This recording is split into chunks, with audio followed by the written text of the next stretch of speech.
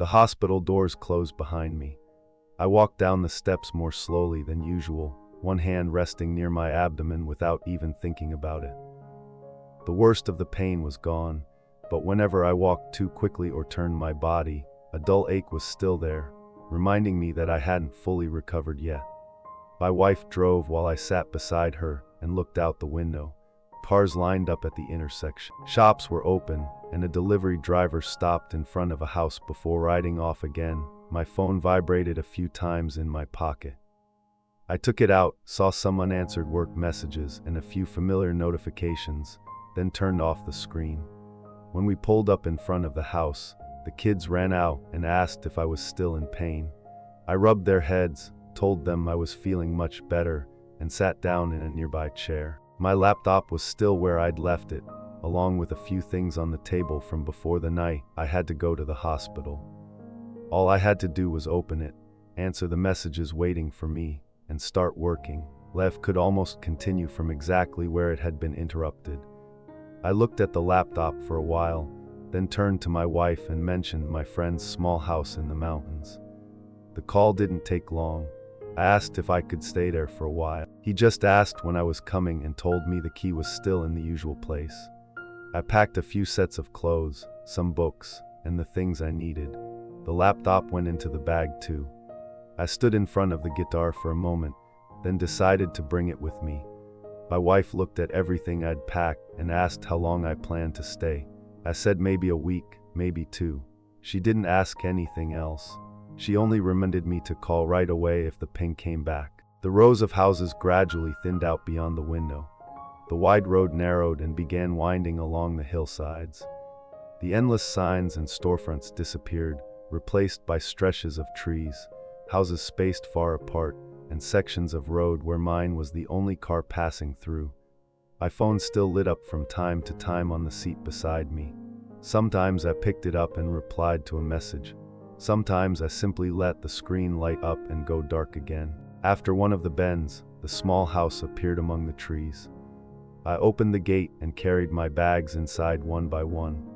My abdomen tightened slightly when I bent down to lift the heavier bag, and I had to put it down halfway and straighten up. The feeling soon eased. I finished bringing everything inside, leaned the guitar against a corner, and opened the window. A breeze entered the room, carrying the smell of plants and damp earth. In front of the house was a small yard, then a road curving along the hillside. Beyond that, layers of trees stretched into the distance until I could no longer make out the individual treetops. I stood there for a while, then went back inside to get my laptop. The screen lit up on the small wooden table. Emails, spreadsheets, and unfinished work appeared one after another. I replied to messages, checked a few numbers, and went back to working the way I normally did. Before long, everything around me seemed to disappear as my attention stayed on the screen. A dull ache returned in my abdomen. My hands stopped over the keyboard. I leaned back in the chair, waited for a moment, then stood up and went outside. The road in front of the house ran downhill before disappearing behind the trees. I followed it without having anywhere I needed to go. A dog lying outside a house farther down looked up at me, then lowered its head again. Farther away, someone was bent over working in a garden. Every now and then, the sound of a hoe striking the ground carried up the hill, then disappeared into the wind. My steps naturally slowed down. There was no appointment waiting at the end of the road. No one was waiting for me, and there was no reason to walk any faster. I reached a spot overlooking the valley and stopped. Small houses were scattered among patches. A thin trail of smoke rose from somewhere, drifted to one side, then slowly disappeared. My phone was in my pocket. I hadn't taken it out once during the entire walk. The roof of the small house came back into view as I rounded the bend. The book I'd left on the chair outside before my walk was still there. Shadows from the trees had moved across part of the yard. Inside, the laptop screen had gone dark. I touched the keyboard. The work windows immediately reappeared as if the walk had never happened. There was a notification from the stock market app in the corner of the screen, so I opened the market board. My portfolio was still there. The stocks I was holding continued moving between green and red with every change in price. I checked a few things, stayed on one stock a little longer, then moved to another. There was no decision I needed to make. I knew that, but my eyes stayed on the screen for a while longer. Outside, the wind pushed a few dry leaves across the yard. I closed the market board, got up to make a drink, then took my book outside. After a few pages, my phone lit up on the table with a work message. I replied, checked a few other notifications while I was there, and put it down. When I returned to the book, the lines I'd just read no longer connected in my mind. I had to go back a page. After another short stretch of reading, I put the book down again and brought the guitar outside. I played a chord. The sound drifted beyond the porch, grew thinner among the trees ahead, then disappeared somewhere I couldn't tell. I played a few familiar phrases. Some I remembered. Others made me stop and search for the chord. No one was listening, and there was no song I needed to finish. My hand stopped on the strings when a bird landed on the fence. It stayed there for a few seconds, tilted its head to one side, then flew across the trees below. I watched until I couldn't see it anymore. I set the guitar beside the chair. The book was still open on the table. The laptop was inside. My phone was right beside me, but there were no new notifications. Suddenly, there was nothing I needed to do next. I sat there for a while, then my hand reached toward the phone again. My fingers had just touched the edge of it when I stopped. There was nothing I needed to check. I pulled my hand back. The empty space was still there. At the office, whenever one thing was finished, something else usually appeared. All I had to do was open the market board, and hundreds of numbers could hold my attention for a long time. My phone almost always had something to read, something to answer, or some reason to touch the screen. Here, none of those things came looking for me, but I was still looking for them. I looked at the thin meditation cushion in the corner of the room. I'd read a few books about meditation before and had tried sitting a number of times, but I'd never kept it up consistently. I brought the cushion now near the porch and sat down. As soon as I crossed my legs, my abdomen felt slightly uncomfortable. After shifting my position a few times, I found one that felt better. I rested both hands on my legs and closed my eyes. Without the yard in front of me to look at, the sound of the wind became clearer. It moved through the trees in waves, sometimes close, sometimes farther away. A bird called from behind the house.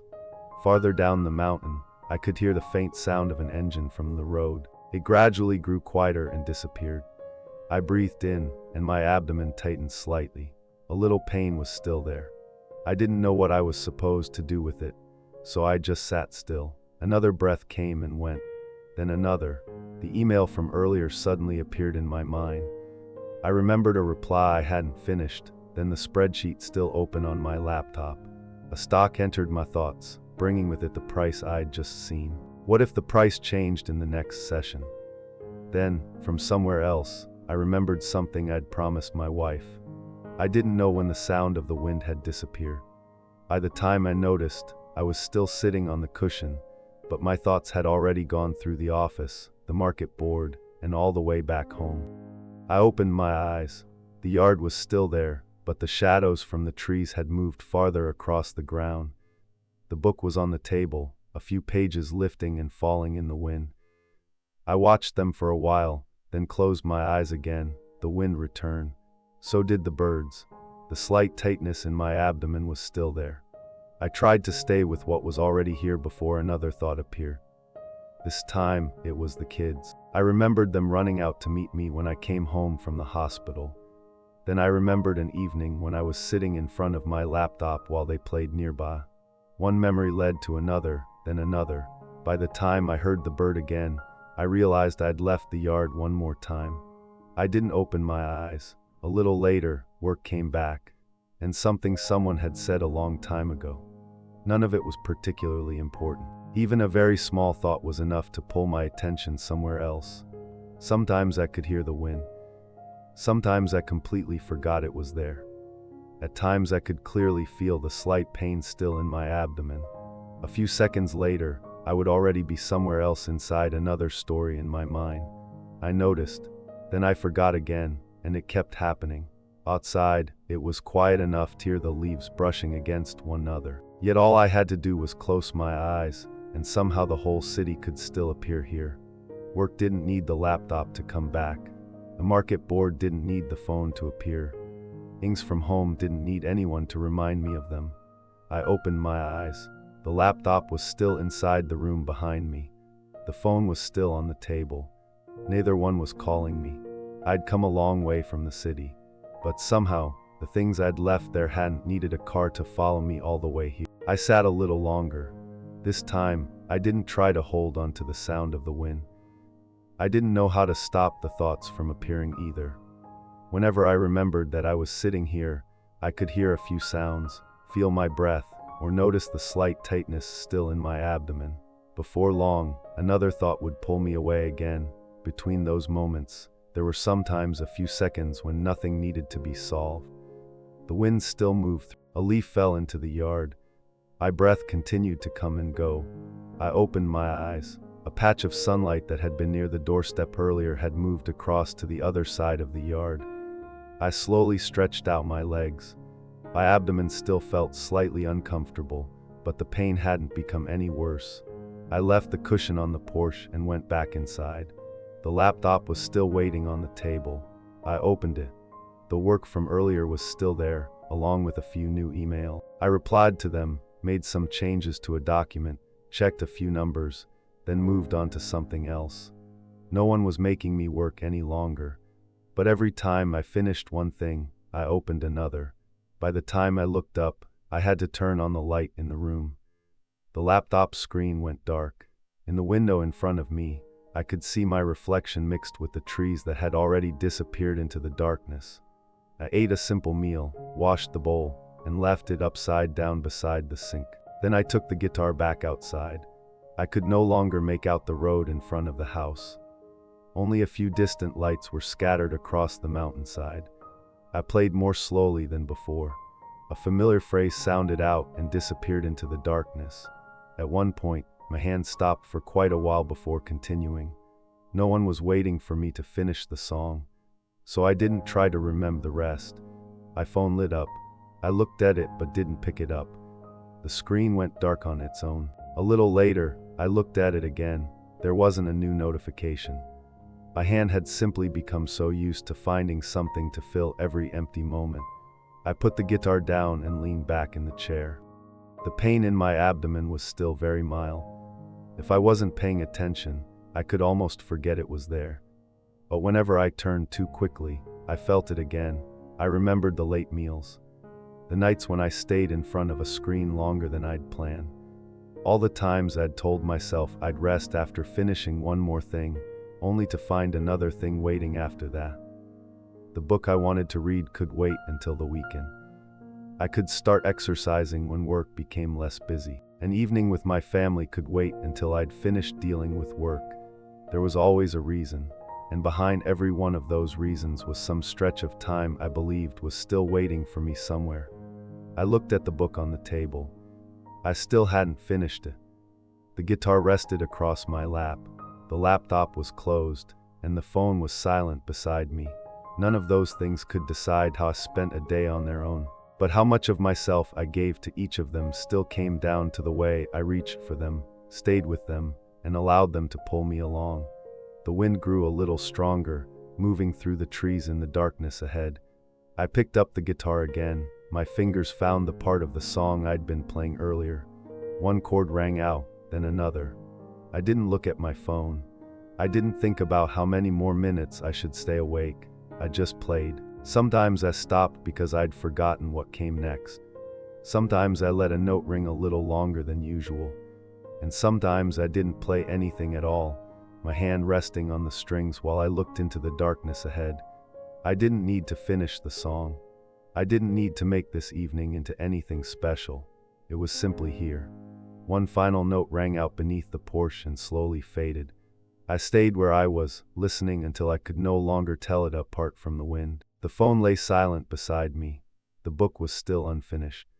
There was still work on the laptop that I could open again tomorrow. Ahead of me, the small road had completely disappeared into the darkness. The things I kept thinking I would have time for someday were still there. But those days weren't waiting for me somewhere in the future. They were already passing in the way I was living each day.